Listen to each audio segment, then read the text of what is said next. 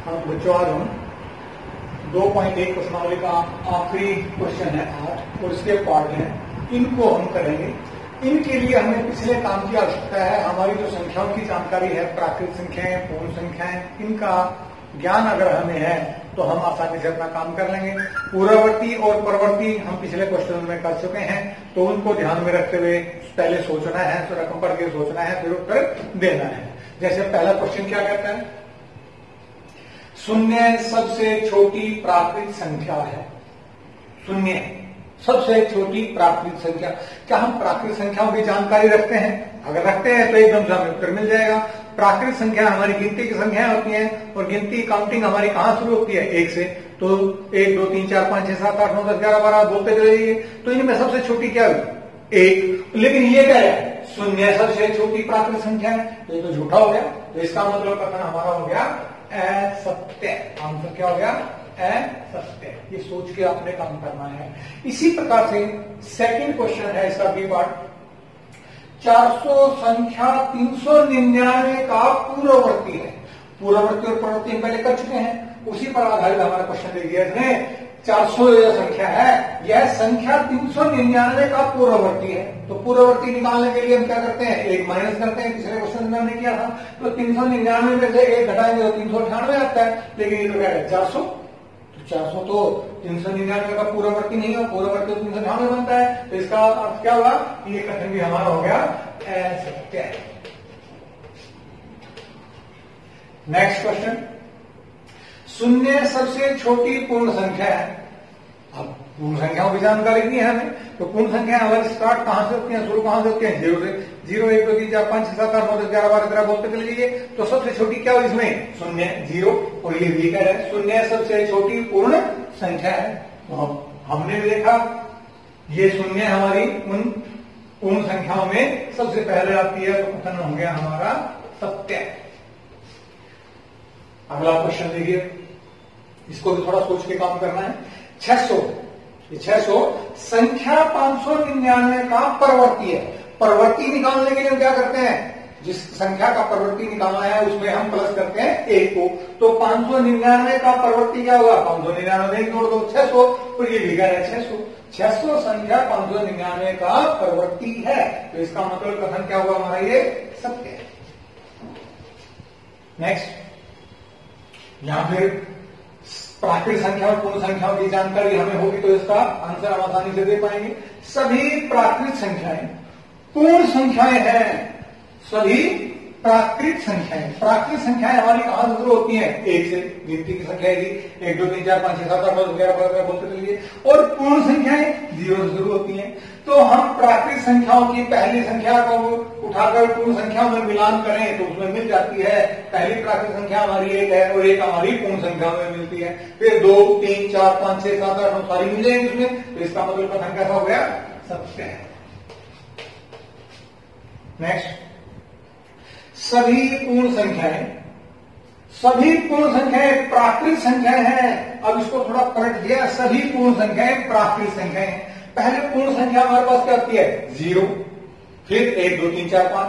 तो और प्राकृत संख्या कहां से होती है? 1 से।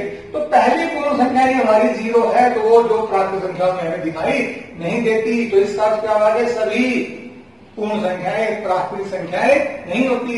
0 के बाद वाली सारी पूर्ण संख्याएं प्राकृत संख्याएं हैं, लेकिन 1 नहीं मिली तो इसका मतलब कथन हो गया हमारा असत्य है। नेक्स्ट देखिए, यहां थोड़ा वो ध्यान से काम करना पड़ेगा आपको। 2 अंकों की पूर्ण संख्या, 2 अंकों की पूर्ण संख्या, 2 अंकों की पूर्ण संख्या कौन कौन सी होती है? 10 से लेकर 99 तक। 10 11 12 13 14 15 16 17 अप टू 99 तक। 2 अंकों की पूर्ण संख्या का पूर्ववर्ती। कोई चीज 2 अंकों की संख्या उसका पूर्ववर्ती निकालने के लिए क्या करोगे? 1 उसमें से घटा देंगे।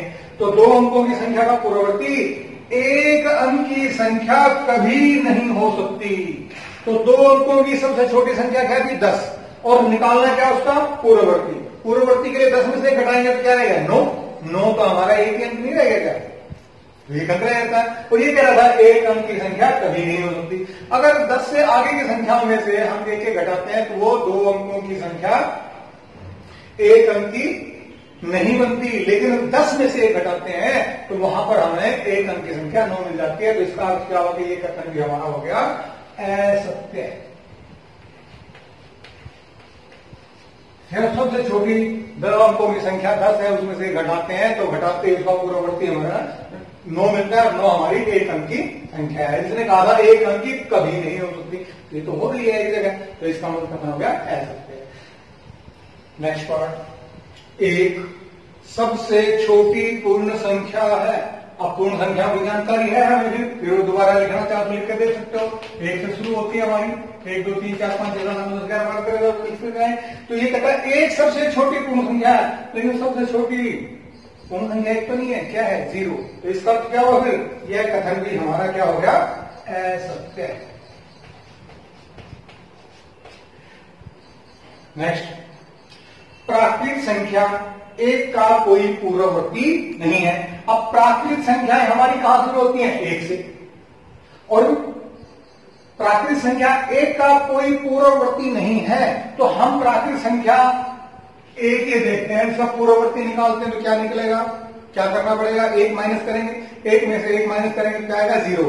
क्या वो 0 हमें इन्हीं में मिलता है, क्या हमारी प्राकृत संख्याओं में ही आता है? अगर आता है तब तो कथनता सत्य है, अगर नहीं आता तो कथन है असत्य है। अब देखिए, प्राकृत संख्या एक का कोई पूर्ववर्ती नहीं होता, तो प्राकृत संख्या 1 है, 1 में से 1 घटा दिया, पूर्ववर्ती निकाला 0 हमें उसमें नहीं मिला, और ये भी क्या है, कोई पूर्ववर्ती नहीं होता। तो इसका मतलब यह कथन हो गया हमारा सत्य। ये भी कह रहा है कि उसका पूर्ववर्ती नहीं होता, और हमने भी करके देखा प्राकृत संख्या छोटी 1 की, 1 में से 1 घटाया 0 है, 0 हमें उनमें नहीं मिला, तो इसलिए कथन सत्य। अगला क्वेश्चन भी इसी तरह का है, ये प्राकृत संख्या के साथ ये है पूर्ण संख्या। पूर्ण संख्या एक का कोई पूर्ववर्ती नहीं होता।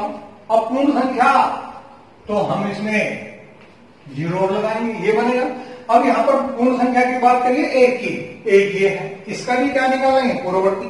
पूर्ववर्ती निकालते हैं तो क्या आएगा, 1 घटाएंगे 0 आएगा, और 0 हमें इन्हीं पूर्ण संख्या में मिल रहा है, और ये क्या रहेगा, पूर्ण संख्या एक का कोई पूर्ववर्ती नहीं होता, हमें तो इसमें मिल गया, तो पूर्ववर्ती है, तो इसका मतलब ये कथन कैसा हो गया हमारा असत्य।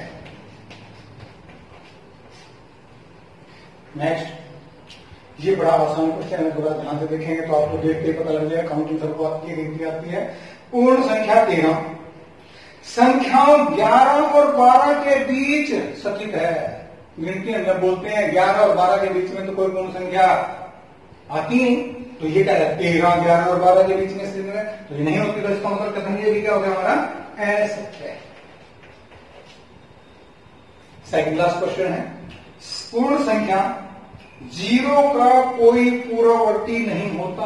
अब पूर्ण संख्या मैंने ऊपर लिखे दिया, 0 1 2 3 4 5 6 7 8 9 10 11 12, इनमें से कहता है पूर्ण संख्या 0 का, 0 ये है, 0 का कोई पूर्ववर्ती नहीं होता। अब पूर्ववर्ती निकालेंगे 0 का तो -1 करेंगे, तो 0 -1 तो होता है -1, और -1 हमें इनमें नहीं मिलता, तो इसका मतलब यह है कथन भी हमारा क्या हो गया, सत्य है। ये कैसा हो गया, सत्य। जिसने भी कहा है पूर्ण संख्या 0 का कोई पूर्ववर्ती नहीं होता, हमने निकाल के देखा, हमें भी नहीं मिला, तो इसका मतलब इसके विचार और हमारे विचार मिल गए, तो कथन हो गया सत्य। लास्ट, 2 अंकों की संख्या का प्रवृत्ति सदैव, 2 अंकों की संख्या हम जानते हैं कौन सी होती है, 10 से लेकर 99 तक। 2 अंकों की संख्या का प्रवृत्ति सदैव 2 अंकों की एक संख्या ही होती है।